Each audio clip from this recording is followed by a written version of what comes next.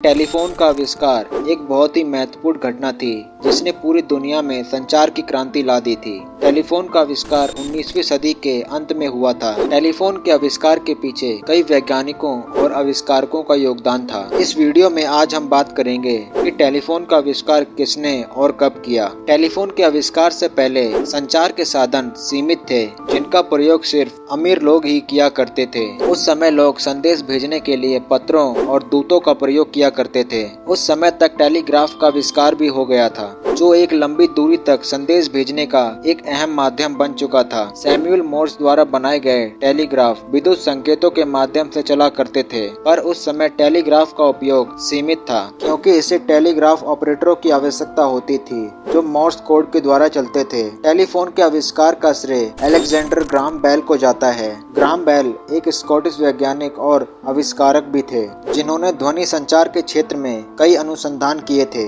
Graham bell का मुख्य लक्ष्य बहरे लोगों की मदद करना था क्योंकि उनकी मां और पत्नी दोनों ही बहरे थे। उसी समय ग्राहम बेल ने अपने अनुसंधानों के दौरान विद्युत तरंगों के माध्यम से ध्वनि संचार की संभावना को पहचाना। ग्राहम बेल के अलावा एलिसा ग्रे नाम के एक और आविष्कारक थे जिन्होंने इसी तरह की तकनीक का प्रयोग करके टेलीफोन का आविष्कार किया था। ग्राहम बेल और एलिसा ग्रे ने एक ही दिन में अपने पेटेंट को बुक कराया था जिसकी वजह से इन दोनों के बीच एक विवाद खड़ा हो गया था जिसे हम ग्रे वेल विवाद के नाम से जानते हैं। हालांकि अंत में ग्राहम बेल को ही टेलीफोन के आविष्कार का पेटेंट मिला। अलेक्जेंडर ग्राहम बेल ने 10 मार्च 1876 को अपने दोस्त थॉमस वॉटसन को एक कॉल किया। यह दुनिया का पहला कॉल भी माना जाता है। इसी कॉल के साथ ही दुनिया में टेलीफोन के युग की शुरुआत हो जाती है। टेलीफोन के आविष्कार के बाद भी लोग इसे स्वीकार करने को तैयार नहीं थे। उस समय लोगों का इस आविष्कार पर विश्वास नहीं था, पर धीरे धीरे कुछ ही सालों में टेलीफोन का प्रचलन बढ़ने लगा